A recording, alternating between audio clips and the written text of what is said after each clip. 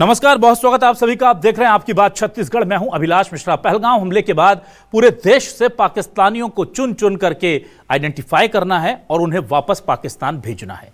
ये मांग पूरे देश से एक स्वर से आ रही है। सरकार ने भी इसको लेकर अमल शुरू कर दिया है। बीते दिनों गृह मंत्री अमित शाह ने राज्यों के मुख्यमंत्रियों के साथ बातचीत की और कहा कि अपने भी राज्य में एक एक पाकिस्तानी को ढूंढिए, खोजिए, डॉक्यूमेंट चेक कीजिए और उन्हें वापस पाकिस्तान भेज दीजिए। यह तो हो गई एक बात, लेकिन छत्तीसगढ़ में इसको लेकर अलग सियासत चल रही है या अलग कश्मकश चल रही है कहिए। यूडी मिंज साहब हैं, कांग्रेस के पूर्व विधायक। कथित तौर पर उनके सोशल मीडिया अकाउंट से एक पोस्ट होती है जिसमें वो कहते हैं कि इस वक्त अगर हम पाकिस्तान से युद्ध करते हैं तो चीन का साथ पाकिस्तान को मिलेगा और पाकिस्तान को हराना मुश्किल होगा और भारत ये युद्ध हार जाएगा। जब इस पर बवाल होता है तो फिर वही होता है जो अमूमन इस तरह के मामलों में होता है, साहब मेरा तो अकाउंट हैक हो गया था। अब हुआ या नहीं हम नहीं जानते, पर कथित तौर पर उनके इस पोस्ट के बाद बीजेपी उन्हें गद्दार कह रही है और उनसे कहा जा रहा है कि आप इस पोस्ट के लिए देश से माफी मांगिए। कांग्रेस से भी बोला जा रहा है माफी मांगिए। एक ये विषय है और दूसरा विषय यह है कि पाकिस्तान से सिंधी समाज के लोगों का एक बड़ा प्रतिनिधिमंडल छत्तीसगढ़ में इन दिनों है और उसने गृह मंत्री विजय शर्मा जी से मुलाकात कर कहा है कि पाकिस्तानियों को देश से बाहर निकालने का जो आदेश आया है वो हम पर लागू मत कीजिए, क्योंकि हम तो खुद सताए हुए हैं और पाकिस्तानी सारे ही पाकिस्तानी को उस लाइन में मत लाइए, हम तो खुद परेशान हैं, हम यहां आए, हमें छत्तीसगढ़ में रहने की इजाजत दीजिए। अब सिंधी समाज के कई लोग पाकिस्तान से पहले छत्तीसगढ़ में रहने आए थे और वो यहां पर आकर कई सालों से रह भी रहे हैं। ऐसे में अब इन सिंधी समाज के लोगों के लिए क्या सरकार केंद्र के फैसले को अमल में लाकर इन्हें वापस भेज देगी या सिंधी समाज के लोगों के लिए कोई बीच का रास्ता निकाला जाएगा? क्योंकि इस आदेश में कहीं यह नहीं लिखा है कि पाकिस्तान से आए सिर्फ मुस्लिमों को वापस भेजना है, पाकिस्तान से आए सभी नागरिकों को वापस भेजने को कहा गया है। ऐसे में इन लोगों का भविष्य भी अब सरकार के ऊपर निर्भर है। और दूसरी तरफ कांग्रेस से इस तरह की जो ट्वीट कथित तौर पर या जो पोस्ट हुई है उसको लेकर सियासत चरम पर है। इन्हीं मुद्दों पर शुरू करते हैं आज आपकी बात।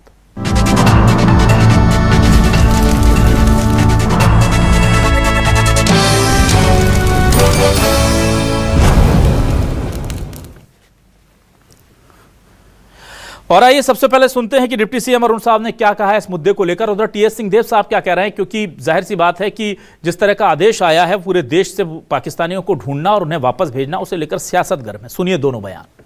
कांग्रेस के नेताओं के जुबान से उनकी दिल की बात निकल ही आती है। देश के प्रति, देश के संविधान के प्रति, देश के नागरिकों के प्रति इनके मन में क्या है ये बार बार निकल के आता है। एक पूर्व विधायक का इस प्रकार से बयान, कांग्रेस नेताओं को इसके लिए देश से माफी मांगनी चाहिए और यूडी मिंज के खिलाफ कठोर से कठोर कार्यवाही उनकी पार्टी को करना चाहिए। ये बहुत दुर्भाग्यजनक है कि एक पूर्व विधायक इस प्रकार की भाषा का इस्तेमाल कर रहे हैं। देश द्रोह का काम उन्होंने किया है। उन्होंने कहा कि ये हैक हो गया है। माफ़ी का तो मुझे नहीं मालूम कि उन्होंने माफ़ी मांगी कि नहीं, लेकिन अगर उन्होंने वाकई में ऐसा कुछ कहा है तो वह स्वीकार्य है। उसमें जो हवाला था कि पाकिस्तान आएगा तो चीन आएगा, तो चीन आएगा तो बहुत और देश हैं जो कि भारत के साथ भी आके खड़े हो सकते हैं। और कोई खड़ा हो या ना हो, जब आपकी अस्तित्व के ऊपर प्रहार होता है तो आदमी सफलता विफलता नहीं देखता है। और हमारे पास इतनी सैन्य शक्ति है, हम न्यूक्लियर पावर हैं, उसमें कोई चिंता की सोच की बात ही नहीं। जब हमला करने की बात हो तो हमला करने से पीछे भी नहीं हटना चाहिए। आइए देखते हैं हमारे आज के सवाल आपके सामने लेकर आ रहे हैं। हमारे सवाल ये रहे आपके सामने। छत्तीसगढ़ में कैसे रह रहे पाकिस्तानी, सरकार ने घुसपैठियों को भगाने की ठानी। सिंधी समाज ने गृह मंत्री से लगाई गुहार, हमें वापस जबरदस्ती पाकिस्तान ना भेजे सरकार। पाकिस्तान से लड़े तो भारत की हार, विवादित पोस्ट करने वाले कांग्रेसी को बीजेपी ने बताया गद्दार। पाकिस्तानियों को देश छोड़ने का सरकारी फरमान, सिंधी समाज के लोगों को भी छोड़ना पड़ेगा क्या हिंदुस्तान? सबसे बड़ा सवाल यह है, क्योंकि हम बता दें कि करीब 2000 पाकिस्तान के लोग इस वक्त छत्तीसगढ़ में हैं। इनमें से 1800 लोग जो हैं वो रायपुर में अकेले, और 1800 लोगों में से 95% सिंधी हैं और 5% महज मुसलमान हैं। आइए सीधे रुख करूंगा अपने खास मेहमानों का। मेरे साथ जुड़ रहे हैं कांग्रेस से वरिष्ठ नेता प्रवक्ता नितिन भंसाली जी, बहुत स्वागत करूंगा उनका। बीजेपी से हमारे साथ वरिष्ठ नेता प्रवक्ता सुनील चौधरी जी जुड़ रहे हैं, उनका स्वागत है। और वरिष्ठ पत्रकार के तौर पर बाबूलाल शर्मा जी ने हमें ज्वाइन किया है, उनका भी बहुत स्वागत करता हूं। सबसे पहले नितिन भंसाली जी आपके पास आता हूं। नितिन जी, यूडी मिंज साहब ने कथित तौर पर इस पोस्ट को लेकर के अब जो सफाई दी है, सफाई पर यकीन करें या उनके उस पोस्ट पर यकीन करें? और अगर एक जनप्रतिनिधि हैं वो और विधायक रहे हैं, तो अगर पोस्ट उनका अकाउंट हैक भी हो गया था तो उनको शिकायत तुरंत करा देनी थी। ये शायद देरी हो गई क्या?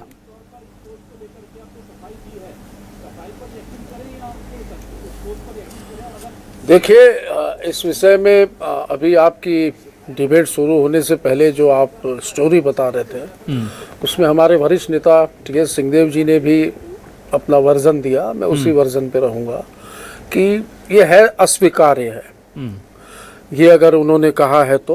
पर जैसा कि वो बता रहे हैं कि अकाउंट हैक हुआ था, तो इस बात की भी सत्यता है, इसमें भी बात होनी चाहिए और इसको भी मानना चाहिए, क्योंकि इतने सीनियर व्यक्ति हैं, पूर्व विधायक हैं, सीनियर नेता हैं, तो मुझे नहीं लगता कि वो ऐसा बयान देंगे। उन्होंने सार्वजनिक रूप से ये कहा है कि उनका अकाउंट हैक हुआ है, तो इस बात को भी सुनना और समझना चाहिए, मुझे ऐसा लगता है। ठीक है, मैं आ जाता हूं जल्दी से सुनील चौधरी जी आपके पास। सुनील चौधरी जी, देखिए, यूडी मिंज साहब कह रहे हैं कि उनका अकाउंट हैक हो गया था, और उधर हम देख रहे हैं कि बीजेपी बिल्कुल आग बबूला है और वो कह रहे हैं कि देश के गद्दार हैं ये लोग। और हमेशा हम देखते हैं डिप्टी सीएम साहब भी कह रहे हैं कि कांग्रेस की बात जुबान पर आ ही जाती है, जो मन में होता है वो कब तक छिपा लेंगे। तो वो आप लोग इसे किस तरह से देखते हैं? ये टेक्निकल लोचा था या सोची समझी कारस्तानी थी?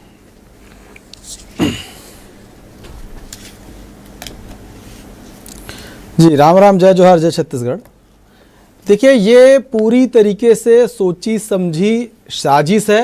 ये विश्वमन इनके द्वारा किया गया है, और उसका उदाहरण मैं आपको बता दूं, लगातार जो बयान आ रहे हैं वो बयान इस ओर इंगित करते हैं। सबसे पहले राष्ट्रपति जी के अभिभाषण में राहुल गांधी जी जब सदन में बोलते हैं लोकसभा में, तो वो 45 मिनट बोलते हैं, उसमें से 34 बार वो चीन का नाम लेते हैं। सबसे पहला ये। दूसरा, इस घटना के बाद रॉबर्ट वाड्रा जी ने क्या किया कि देश के मुसलमानों के साथ गलत हो रहा है, इसलिए ये हमला हिंदुओं और मोदी को संदेश है। उसके बाद कपिल सिब्बल जी आ गए। कपिल सिब्बल जी ने क्या कहा कि मेरे पास सुझाव है, विशेष सत्र बुलाएं और सभी देशों में डेलीगेशन भेजें, मतलब आराम से सब चलता रहे, ऐसा कुछ नहीं होना चाहिए। मणिशंकर अय्यर जी का बयान सुनिए कि हम सिंधु जल समझौता जो है उसको खत्म नहीं करना चाहते। फिर सिद्धारमैया जी आ गए, इनके मुख्यमंत्री, उनका बयान देखिए आप, वो क्या बोल रहे हैं कि युद्ध की आवश्यकता नहीं है। उसके बाद माननीय यूडी मिंज जी जो छत्तीसगढ़ के पूर्व विधायक हैं, इनको शर्म आनी चाहिए।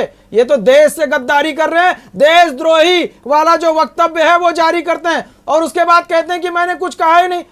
अरे भैया, यदि आपका अकाउंट हैक हुआ था, तो यदि अकाउंट हैक होता है तो सब जानते हैं टेक्निकल बातें कि जब वो लॉगिन होता है तो आपके मेल में या मोबाइल में मैसेज आता है कि इस आईपी एड्रेस से वो जो है लॉगिन हो रहा है। तब आप क्या कर रहे थे? दूसरा कि भाई उसके बाद वो आईपी एड्रेस वो किस सिम से चालू हुआ, किस वाईफाई से चालू हुआ, किस लोकेशन पर चालू हुआ, ये सारा विषय है। ये अब मैं पूछना चाहता हूं, यूडी मिंज जी, आपने एफआईआर करवाया क्या? फिर आपका खुद बंद हुआ, हैक हुआ और खुद ही ठीक कर लिए। बंद भी होता तुरंत है, हैक भी होता तुरंत है, और चालू भी हो जाता है। तो इस प्रकार की झूठी बातें ना करें, इस देश को और प्रदेश को गुमराह न करें। आपके जैसे आपके मानने वाले अरुण पन्नालाल जो रायपुर के निवासी है, जो धर्मांतरित लोगों के साथ खड़े थे, उन्होंने भी एक विवादित ट्वीट किया है। उन्होंने तो एक लिस्ट जारी कर दी, उसमें कहा कि ये इतने सारे लोग जो नाम है, उसमें उन्होंने विशेष संप्रदाय के लोगों का बताया कि इनकी जो है इनकी नृशंस हत्या हो गई है, और उसमें रायपुर से जो दिनेश मिरानिया जी उनकी जो हत्या हुई वहां पर उनका नाम ही नहीं डाला। मतलब क्या सोच है आप लोगों की, बताइए। ठीक है, क्या सोच है कि सुनील चौधरी, ये तो पाकिस्तान भी नहीं कह पा रहा है, पाकिस्तान की भी हिम्मत नहीं हो रही है। सुनील चौधरी चाहिए ऐसी पोस्ट पर। सुनील चौधरी जी, चलिए, हमने माना, सरकार ने भी माना कि सुरक्षा में वहां चूक हो गई और वहां इतने लोग आकर के इतनी बड़ी कैजुअलिटी करके चले गए। अब जो भी हम कर सकते हैं करेंगे, सरकार, केंद्र सरकार पर पूरा भरोसा है। पर राज्य में अगर आप एक तरफ आरोप लगा रहे हैं कि जानबूझकर की गई साजिश है, तो फिर इसकी जांच तो बीजेपी में जो गृह मंत्रालय वो कर सकता है, गृह मंत्री कर सकते हैं कि ये पोस्ट किस मोबाइल से हुआ है, कितने बजे हुआ है, उस वक्त लोकेशन क्या थी, आईपी एड्रेस क्या था, और पता चल जाएगा। इस पर इतनी सियासत की जरूरत क्यों है? अगर यूडी मिंज जी, आप इनका मीडिया ट्रायल तो कर लेते हैं या पब्लिक फोरम पे इनको ट्रायल तो कर लेते हैं, पर जब एग्जीक्यूशन की बात आती है तो फिर वो छूट जाता है। अभी तक इसको लेकर के कोई जांच की बात कही गई है, आगे कोई करने वाले हैं आप, ये ताकि पता लग जाए कि ये साजिश थी या वाकई में जो यूडी मिंज साहब कह रहे हैं वो थे, ताकि जनता को क्लियर हो जाए कि कांग्रेस के लोग इस तरह से कर रहे हैं या फिर नहीं, ये धोखे से हुआ है।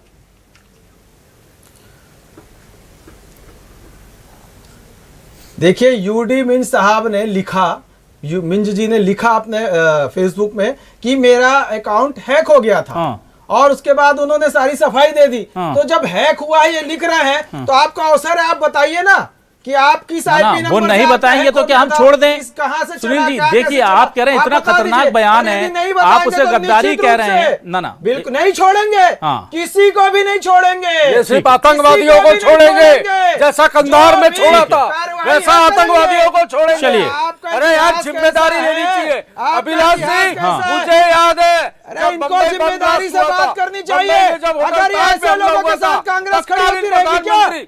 ऐसे लोगों के साथ कांग्रेस खड़ी होती रहेगी क्या? तत्कालीन गृह मंत्री शिवराज सिंह पाटिल से इस्तीफा लिया था। ठीक है, आएंगे उस पर, आएंगे आएंगे सर, इस्तीफे पर भी आएंगे। बाबूलाल शर्मा जी के पास आ रहा हूँ। ना ठीक है, आ रहा है, अभी आ रहे हैं सर। बाबूलाल शर्मा जी के पास आ रहा हूँ, बाबूलाल शर्मा जी के पास आ रहा हूँ। ठीक है, सुनील जी आऊंगा। बाबूलाल शर्मा जी, ठीक है, एक मिनट सर, और भी विषय है सर, आज बहुत सारे विषय इसी में सम्मिलित हैं। एक मिनट बाबूलाल शर्मा जी के पास आने दीजिए नितिन जी मुझे। शर्मा जी, इस पूरे मामले में यूडी मिंज जी की भूमिका, ठीक है सुनील जी बस, यूडी मिंज जी की भूमिका बाबूलाल शर्मा जी आप कैसे देखते हैं? क्योंकि एक अकेले यूडी मिंज जी से हुआ होता तो ठीक था। सुनील चौधरी जी ने कांग्रेस के नेताओं की फहरिस्त गिना दी जो सार्वजनिक बयान दिए और वो हटे भी नहीं है। उन्होंने तो यह भी नहीं कहा कि हमारा मोबाइल हैक हो गया था या कुछ, वो खुद ऐसे बयान दे रहे हैं। तो क्या कांग्रेस की छवि को इस कठिन परिस्थिति में उस पर चोट लगती है, या आपको लगता है जिम्मेदार विपक्ष का सवाल पूछना जरूरी है और वो पूछ रहे हैं तो ठीक है?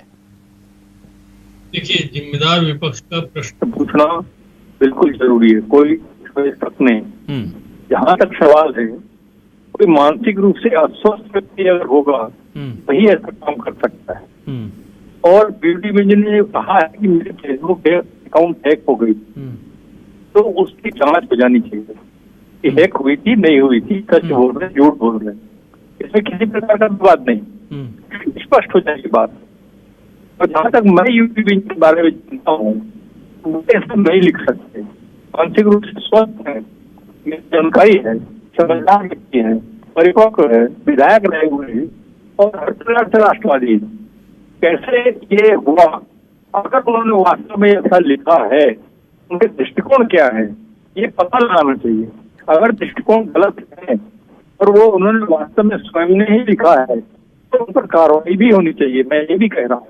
तो स्थिति जो है ये विपरीत जारी है। जो आजकल क्या हो रहा है कि हाईकमान जो बात कहता है उससे इतर जो है दूसरे जो नेता है वो बात कर देते हैं।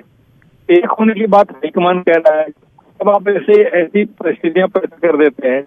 FIR करवाना था आपको अगर आपका हैक हो गया था, ये भी बात बिल्कुल सही कहा है सुनील ने। तो इस तरह से जो है आपको स्पष्ट होना चाहिए। आप नेता हैं, पुराने नेता हैं, अच्छे व्यक्ति हैं, तो आपको स्पष्ट होना चाहिए। और मैं एक बात और कहूंगा, इधर में अलग ही बात कह रही, और भी बहुत सारे नेता जो अलग बात कह रहे हैं, हाईकमान के सामने समस्या पैदा कर रहे हैं। ये नहीं होना चाहिए पार्टी में। देश के मामले में जो है बहुत सतर्कता बरतनी चाहिए। जी ठीक है सर, बाबूलाल शर्मा जी का ऑडियो और ठीक करेंगे। पीसीआर में जल्दी से आ रहा हूं वापस नितिन भंसाली जी के पास। नितिन जी देखिए, दूसरा एक बहुत इंपॉर्टेंट मैटर है कि करीब 2000 पाकिस्तानी जो हैं वो इस वक्त छत्तीसगढ़ में हैं, जो जानकारी है। उसमें से 1800 अकेले रायपुर में हैं। उस 1800 में से करीब 95% सिंधी समाज के लोग हैं, 5% मुस्लिम समाज के लोग हैं। हालांकि रायगढ़ से कराची के रहने वाले 2 पाकिस्तानी कल डिटेन किए गए हैं, जो इनके बारे में कहा गया है कि वो अवैध तरीके से रायगढ़ में रह रहे थे। ये भी बहुत एक बड़ी चिंता का विषय है। वो अवैध तरीके से इतने दिनों से कैसे रह रहे थे, क्यों उन पर सुरक्षा एजेंसियों की नज़र नहीं थी, ये एक अलग विषय है। लेकिन जो जो सिंधी समाज के लोग आए हैं उन्होंने गृह मंत्री से गुहार लगाई है कि भाई हमें पाकिस्तानी के तौर पर मत देखिए, हमें पाकिस्तान से पीड़ितों के तौर पर देखिए और हमें रहने की इजाजत दीजिए। ऐसे में कांग्रेस का क्या स्टैंड है सर? क्या ऐसे लोगों को छत्तीसगढ़ में रहने की इजाजत मिलनी चाहिए?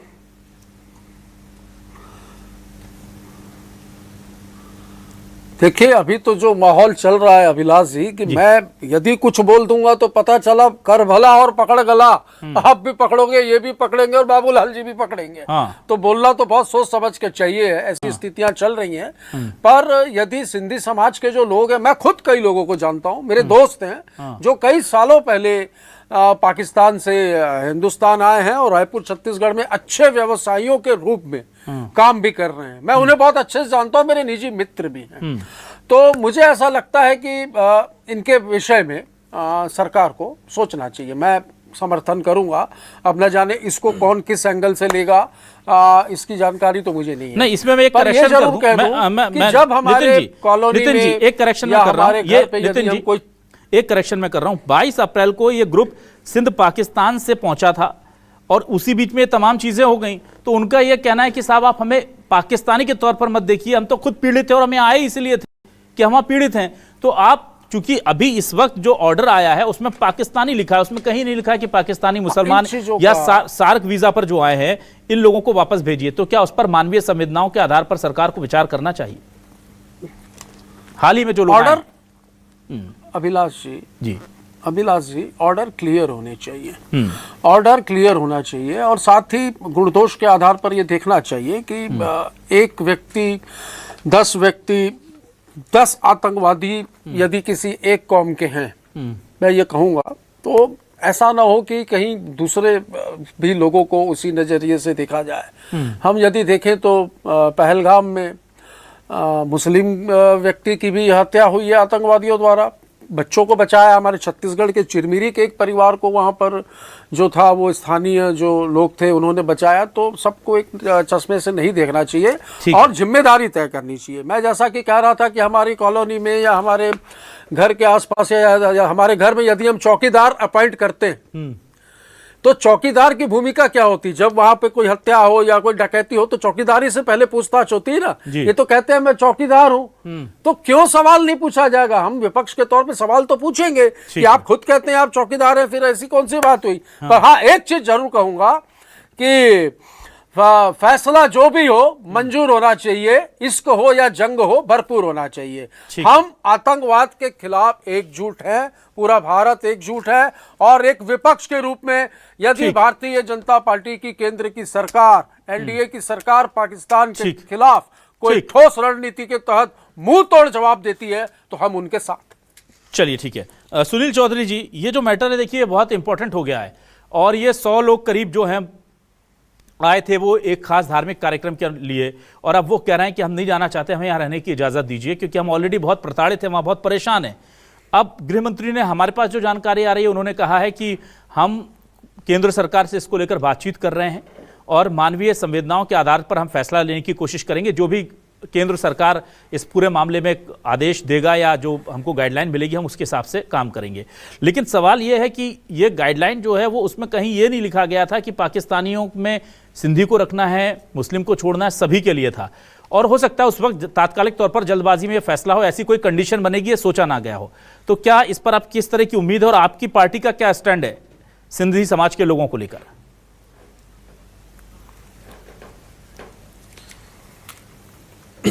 देखिए, भारतीय जनता पार्टी का और भाजपा की सरकार का स्पष्ट मत है। जो छत्तीसगढ़ में जो लोग भी रह रहे हैं और मैंने उनका देखा भी है टीवी के माध्यम से, वो लोग बता रहे थे कि हम वहाँ पर पाकिस्तानी पीड़ित शरणार्थी के रूप में हम लोग यहाँ पर अपना आए हैं और अपना सारा सब कुछ बेच करके यहाँ पर आए हैं कि हम यहाँ पर रहना चाहते हैं। और उसके लिए जो कानूनी प्रावधान है, संभवतः 1955 का प्रावधान है कि 5 साल या 7 साल जो उनको हो जाए उसके बाद उनको नागरिकता के विषय में जो है सब बातें आगे बढ़ती हैं।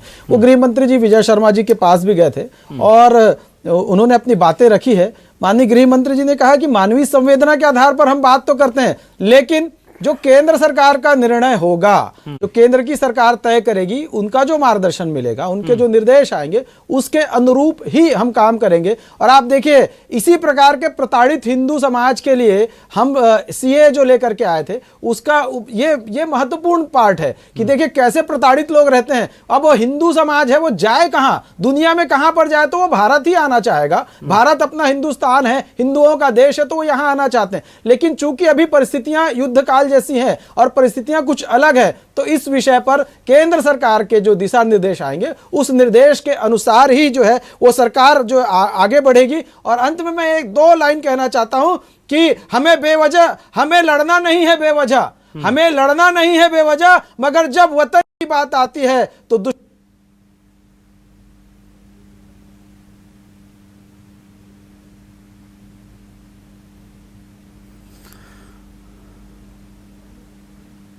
चलिए, मैं माफी चाहूंगा, कुछ तकनीकी दिक्कत आ गई। बाबूलाल शर्मा जी के पास मैं आ रहा हूं। बाबूलाल शर्मा जी, आपसे मैं ये जानना चाहूंगा, पाकिस्तानी सिंधियों को लेकर के किस तरह का फैसला होना चाहिए। बहुत ही जेन्युइन कंडीशन है उनकी, लेकिन देश के सामने जो संकट है वो भी बड़ा विकट है। तो ऐसे में एक तरह का धर्म संकट कह सकते हैं केंद्र सरकार के सामने इस वक्त। बिल्कुल, धर्म संकट राज्य सरकार के लिए है, केंद्र सरकार के तो नहीं कहा जा सकता। लेकिन राज्य सरकार जब उसे आग्रह करेगी तो उनके सामने भी समस्या पैदा होगी। हालांकि सीए के जो प्रावधान है उसमें ये बात है कि हिंदू समाज के लोगों को हम अपने देश में देंगे। हुआ है, जाति का मसला नहीं है, न होना चाहिए कि हिंदू मुस्लिम नहीं होना चाहिए। कहीं भी कहीं संदेश नहीं आना चाहिए हिंदू मुस्लिम वाला मसला हो गया है। इस बात का ध्यान हमेशा रखा जाए। और निश्चित रूप से जो है हमारे रायपुर के अंदर में जो बता रहे हैं, आप बता रहे 1800, मुझे जानकारी है 2000 लोग जो है वो पाकिस्तान के लोग यहाँ रहते हैं। उसमें जो है 1800 लोग जो है वो सिंधी समाज के लोग हैं। और अभी जो इस अप्रैल की बात आप कर रहे हैं, वो कुछ लोग हैं जो आए हुए हैं और उनका जो है वो शॉर्ट वीजा है और उनको जाना है, उनका टाइम हो गया है। तो ऐसे लोगों को क्या किया जाएगा? विजय शर्मा जी से उन्होंने कहा जरूर है, वो कोशिश कर रहे हैं। उनके लिए क्या निर्णय होगा ये तो भविष्य के बताएगा, भविष्य के गर्भ में है, विजय शर्मा उसको बताएंगे बाद में। लेकिन यह है कि जो बहुत दिनों से यहाँ रह गए, जिसका नितिन बसालिया जो कहा, मैं भी जानता हूँ ऐसे लोगों को जो यहाँ रच बस गए हैं, बहुत वर्षों से यहाँ रह रहे हैं, उनके लिए जो कहीं न कहीं मानवीयता जो है वो अपनाई जानी चाहिए। क्योंकि मैं समझता हूँ 2500-3000 साल से यहाँ रह रहे हैं, लेकिन भारतीय नागरिकता नहीं है उनके हाथ में। उनके प्रावधान चल रहे हैं, प्रक्रियाएं चल रही है, लेकिन उनके पास में नागरिकता अभी नहीं है। ऐसे लोगों की संवेदना होनी चाहिए। ठीक है, तो 2-3 बड़े मुद्दे थे आज। एक तो ये कि यूडी मिंज साहब ने वो पोस्ट जानबूझकर किया या वाकई में हैक हुआ उनका सिस्टम या मोबाइल, इसको लेकर के सरकार को जांच करानी चाहिए क्योंकि बहुत गंभीर मुद्दा है। दूसरा यह कि 2 रायगढ़ में पाकिस्तानी अवैध तरीके से रहते पाए गए, तो फिर अधिकारियों की जिम्मेदारी तय होनी चाहिए जो इस चीज को अभी तक ट्रेस आउट नहीं कर पाए थे। अगर पहलगांव जैसा कोई हमला छत्तीसगढ़ में हो जाता तो हम क्या जवाब देते? छत्तीसगढ़ से एक व्यक्ति को हमने वैसे ही खो दिया है। तो ये दरअसल आंतरिक सुरक्षा का बड़ा मसला है और इसको लेकर जिम्मेदारी अधिकारियों की तय होनी चाहिए। सुनील जी, मैं उम्मीद करूंगा कि आप हमारी इस गुजारिश को जरूर सरकार तक पहुंचाएंगे कि आखिर ये कैसे हो गया कि कराची के 2 पाकिस्तानी जो कथित तौर पर मुस्लिम लोग थे, अवैध तरीके से यहां पर रह रहे थे और सरकार को या प्रशासन को कानो कान खबर नहीं थी। और तीसरा सबसे बड़ा मुद्दा सिंधी समाज के उन लोगों का है जो हाल ही में आए हैं, उनके साथ सरकार किस तरह का बर्ताव करेगी? क्या शॉर्ट टर्म वीजा में उनको वापस भेज दिया जाएगा या सरकार संवेदनशीलता के साथ विचार करेगी? और अगर करेगी तो फिर कांग्रेस को क्या यह बात समझ में आएगी कि भाई हिंदुओं के साथ अगर कभी ऐसी दिक्कतें हो रही हैं जो पाकिस्तान में हो रही हैं, अफगानिस्तान में हो रही हैं, बांग्लादेश में हो रही हैं और अब तो मैं कहूंगा पश्चिम बंगाल और कश्मीर में हो रही हैं, तो वो कहां जाएंगे? उनके लिए भी कोई रास्ता मुफीद होना चाहिए। इसीलिए जो सीए है उसको लेकर के क्या कांग्रेस अपना स्टैंड बदलेगी, ये भी बड़ा सवाल होगा। बहुत शुक्रिया नितिन भंसाली जी, सुनील चौधरी जी और बाबूलाल शर्मा जी हमारे साथ जुड़ने के लिए, इस डिबेट का हिस्सा बनने के लिए। तमाम दर्शकों का शुक्रिया। नमस्कार।